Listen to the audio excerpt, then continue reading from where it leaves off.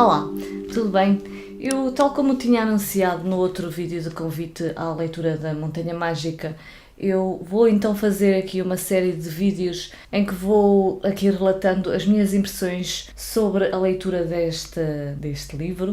Nós estamos então a ler este livro em conjunto. Eu comecei hoje dia 1 de março. Eu tinha dito inicialmente que isto iam ser vlogs, mas eu não sei se posso chamar isto de vlogs porque eu nem sequer estou a segurar uma câmera, estou aqui no sítio até onde eu costumo gravar.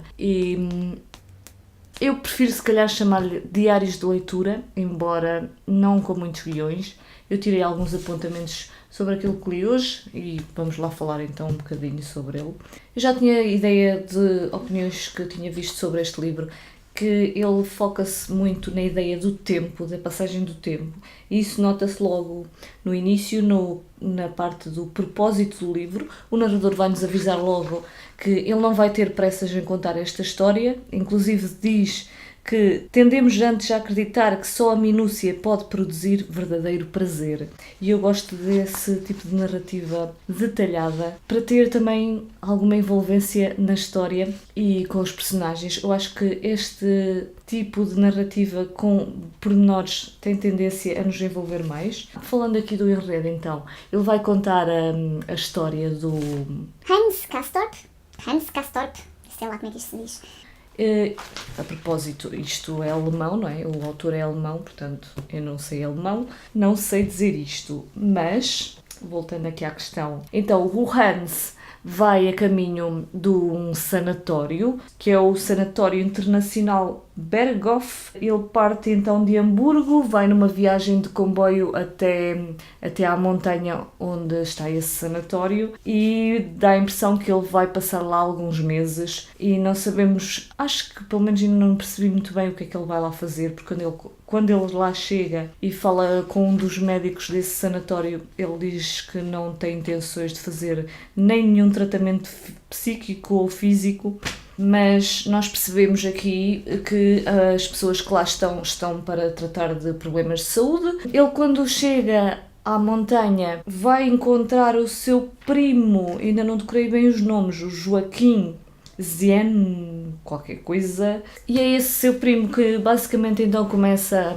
a mostrar o sanatório ao Hans e começa-lhe a falar sobre algumas pessoas que ali se encontram, sobre as suas características. Ele fala aqui de uma alemã que acabou de falecer na véspera e o Hans vai ter que ficar precisamente no quarto em que essa alemã deixou. E conta-lhe também um pormenor que eu achei interessante, que os cadáveres que saem do sanatório têm de sair dali de trenó, e inclusive no final do dia ele até vai ter sonhos estranhos que envolvem esses trenós. Eu senti que há aqui algum mistério neste ambiente do sanatório, algumas questões um pouco enigmáticas, talvez, não sei se posso chamar assim. Inclusive, um dos pormenores assim um pouco estranhos é acerca de uma tosse que um dos hóspedes do sanatório tem, muito estranha. Nós temos aqui, de facto, algumas questões um pouco enigmáticas. Outro pormenor que o primo do Hans descreve é o facto de o Krokowski, que é um assistente de um cirurgião, ele diz-lhe que o prospecto destaca sobretudo a sua atividade. O prospecto, o folheto sobre o sanatório.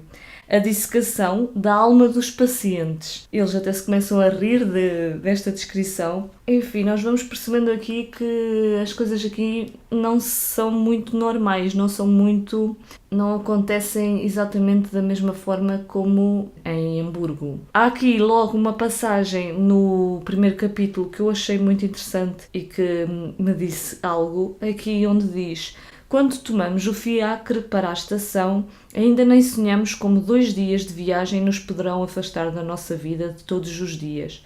Sobretudo se é jovem, quando as raízes na vida ainda são pouco profundas. De tudo aquilo que acreditávamos serem os nossos deveres, os nossos interesses, objetivos e cuidados.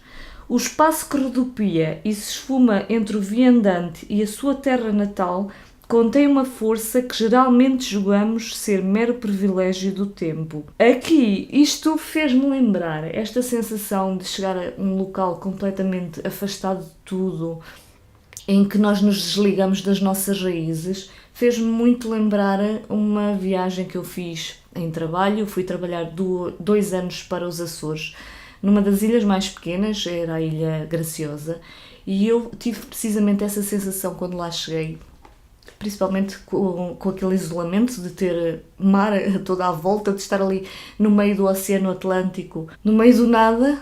Eu tive uma sensação de estar num local como se não fosse real, como se eu estivesse quase a viver uma outra vida, porque eu sentia ali um distanciamento tão grande das pessoas que faziam parte das minhas raízes, das minhas memórias, que era tudo muito estranho. Inclusive, todas aquelas pessoas que eu não conhecia, nenhuma delas tinha as mesmas memórias que eu tinha do local onde tinha crescido. Foi realmente uma sensação única e esta passagem aqui fez-me lembrar um pouco isso. Depois, outra parte interessante que eu aqui encontrei é quando se compara o tempo ao rio Letes.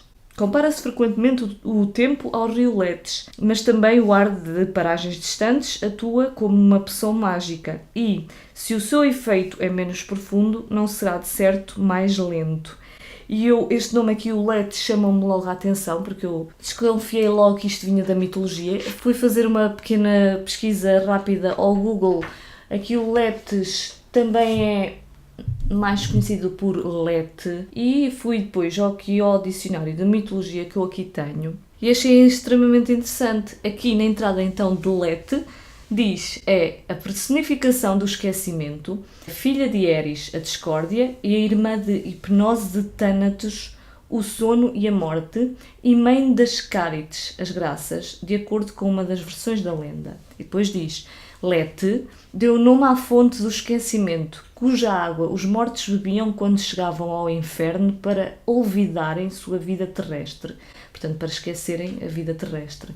Em Platão, ao contrário, as almas, antes de se reencontrarem, bebiam sua água para apagarem da memória a sua passagem pelo outro mundo. Esta versão aqui deste dicionário é em brasileiro, por isso esta frase soa-me um bocado estranha, mas pronto, é assim mesmo. E pronto, a escrita é bastante simples, até para o que eu estava à espera. Pensava que ia ser um pouco mais complexa, mas lê-se muito bem. Basicamente, então, o que vai acontecer neste dia? Ele chega lá, o Hans chega ao sanatório e conversa então um bocadinho com o seu primo sobre então os diversos personagens. Já tinha falado sobre isto. Eu peço desculpa, eu acho que este vídeo vai ficar um pouco confuso, mas vamos ver. Eu achei engraçada aqui a descrição da senhora Storr, que é a esposa de um músico que é muito mexeriqueira, gosta muito de falar da vida dos outros, como no geral todos gostam de falar, como ele diz, e que é extremamente inculta. Eles até gozam um bocadinho com ela sobre a sua forma de falar e sobre as suas calinadas, digamos assim. Eu acho que tem algum humor esta primeira parte, mistério, uma sensação estranha, como eu já disse. Vamos ver, ainda estou só muito no início. Terminei então o primeiro capítulo e provavelmente amanhã consigo até terminar o segundo, porque pelo ritmo desta leitura acho que consigo. É isso, eu volto amanhã então. Bom dia a todos. Hoje é domingo, dia 4. Eu terminei o segundo capítulo na sexta-feira à noite, mas entretanto sábado não foi o melhor dia para gravar. Então hoje estou aqui para falar do segundo capítulo. Eu estava à espera que no segundo capítulo tivéssemos aqui os acontecimentos do segundo dia do Hans na Montanha Mágica, mas isso não aconteceu, porque o autor aqui então faz uma regressão aos tempos de juventude do Hans. Ele vai relatar então aqui como ele ficou órfão logo nos primeiros anos de idade dele, entre os 5 e os 7 anos. Ele perdeu ambos os pais e desde então foi então viver com o seu avô, com quem teve uma relação afetiva de alguma forma forte. A figura do avô foi uma figura que acabou por marcá-lo, mas infelizmente ele não viveu muitos anos com o avô. Ele deve ter falecido quando ele tinha aí por volta dos seus 9 anos. E basicamente este capítulo vai então descrever um pouco essa época em que ele viveu com o seu avô, da sua relação familiar com ele, dos seus tempos de juventude e de como é que ele escolheu a sua profissão de